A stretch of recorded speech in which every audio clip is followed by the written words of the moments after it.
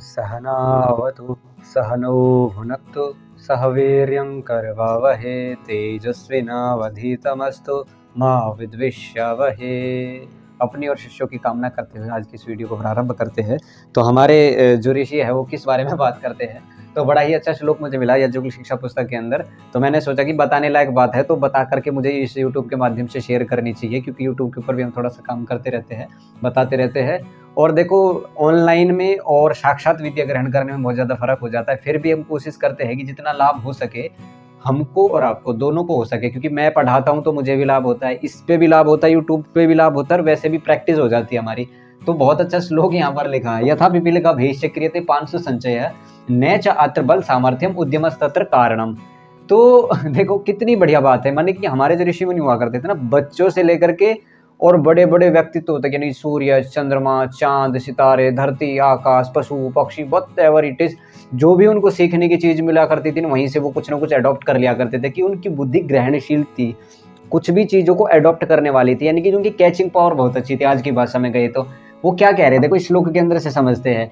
जिस प्रकार यथा माने जैसे पिपीलिका मतलब चींटी, पिपीलिका चींटी को बोलते हैं, भीष्च क्रियते 500 संचय, जैसे एक छोटी सी चींटी धीरे धीरे जब वो मेहनत करती है, उद्यम करती है, तो मिट्टी का कितना, आपने देखा चींटी का जो बिल होता है कितना मोटा ढेर इकट्ठा कर लेते हैं, कितना सारा, मतलब वो इतनी सी नन्ही चींटी और इतना बड़ा ढेर, अपने आकार से भी ज्यादा बड़ा उसका ढेर होता है कि नहीं होता? होता है, आपने सबने देख रखा है। और सबके घरों के अंदर पूरा धरती के अंदर तक जाएगी और वहां से ऐसा गोला बना करके बाहर लेकर के आएगी, यानी कि पता नहीं अपने एंटीना से उसको खबर मिलती है, कहाँ से मिलती है। बट यहाँ पर हमारे याज्ञवल्क्य ऋषि क्या कह रहा है, यथा पिपीलिका भीष्च क्रियते 500 संचय, मिट्टी के छोटे छोटे कणों को वो इकट्ठा कर लेती है, न च अत्र बल सामर्थ्यम उद्यमस्तत्र कारणम। देखो हम क्या सोचते हैं, बहुत सी जगह ऐसा होता है कि विद्या पढ़ने से पहले या विद्यार्थी ये सोच लेता है कि भाई मैं तो ये चीज़ नहीं कर पाऊंगा, मुझे तो इसके अंदर कठिनाई महसूस हो रही है।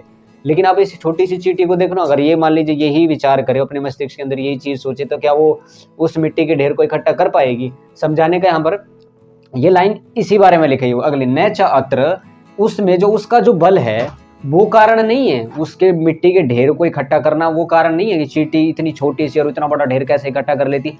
मतलब वहां पर उसकी ताकत कारण नहीं है मिट्टी के ढेर को इकट्ठा करने के लिए।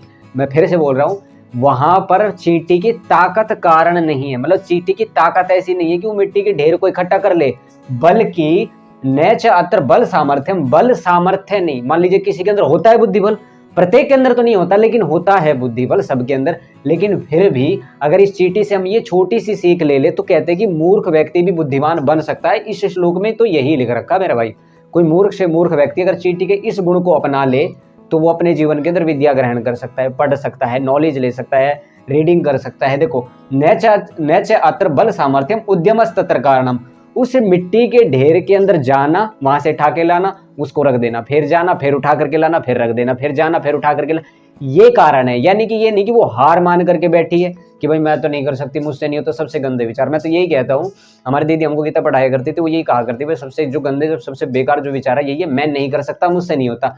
तो चींटी भी ये सोच ले कि मुझसे ये छोटा सा ठेला नहीं उठेगा, मिट्टी का डला नहीं उठेगा, तो क्या वह उठा सकती है? भाई मेरे हिसाब से तो बिल्कुल। बड़ी मोटिवेशनल बात है, बड़ी प्रेरणादायक बात है। छोटी सी चींटी के माध्यम से विद्यार्थी, जिस प्रकार से चींटी धीरे धीरे करके मिट्टी का ढेर संचय कर लेती है, उस प्रकार से एक विद्यार्थी भी छोटे छोटे छोटे छोटे छोटे छोटे अक्षरों से अपनी विद्या का बड़ा सा ढेर इकट्ठा कर सकता है, क्योंकि वहां उसका उद्यम कारण है, बल कारण नहीं है। आप ये सोचो कि विद्या के लिए बल चाहिए, बल नहीं चाहिए मेरे भाइयों, विद्या के लिए तो उद्यम चाहिए। बार बार प्रैक्टिस करना, बार बार बार बार बार बार बार बार 100 बार पढ़ने से याद हो जाता, मैंने एक श्लोक में बताया भी था।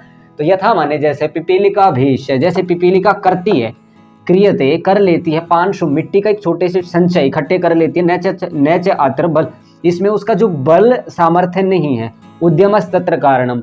देख लो उसकी उद्यमशीलता कितनी अच्छी है। इसलिए एक चींटी के ऊपर एक कविता भी तो बना रखी है हरिवंश राय बच्चन ने, लहरों से डर कर नौका पार नहीं होती और कोशिश करने वालों की कभी हार नहीं होती। और नन्ही चींटी जब दाना लेकर चढ़ती है, चढ़ती दीवारों पर 100 बार फिसलती है, मन का विश्वास रगों में साहस बढ़ता है, चढ़कर गिरना गिरकर चढ़ना ना करता है, आखिर उसकी मेहनत बेकार नहीं होती और कोशिश करने वालों की कभी हार नहीं होती। तो उसी बात को ये पुष्ट कर रहे हैं, वो कविता के रूप में लिख रखी है, लेकिन ये यहाँ पर महर्षि याज्ञवल्क्य ने श्लोक के रूप में लिख रखी है। यथा माने जैसे एक चींटी, छोटी सी चींटी मिट्टी के ढेर को इकट्ठा कर लेती, उसी प्रकार से निरंतर विद्याशील, निरंतर विद्या में लगा हुआ विद्यार्थी, निरंतर लगा हुआ मूर्ख विद्यार्थी भी विद्वान बन जाता है। कैसे? इस फॉर्मूले के कारण। तो चींटी से हमको सीखना क्या है? विद्यार्जन कैसे करनी है ये सीखना। वो जाती है ले आती है, जाती है ले आती है, ऐसे आप जाओ ले आओ, जाओ ले आओ। टीचर से, अरे टीचर से सीख लो, किसी से सीख लो, जहाँ से विद्या मिले ले लेनी चाहिए। विद्या तो कहते हैं कि दुश्मन से मिले ना तब भी ले लेनी चाहिए। विद्या को इतना बड़ी महिमा वैसे शास्त्रों के अंदर कही है, क्योंकि विद्या विहीन पशु, एक श्लोक के अंदर तो ये भी बताया कि विद्या विहीन पशु, तो विद्या के बिना मनुष्य पशु के समान हो जाता है। तो मुझे उम्मीद है कि ये बात आपको मेरे समझ में आ रही होगी, लेकिन वास्तव में देखो तो सही कितनी बड़ी बात है।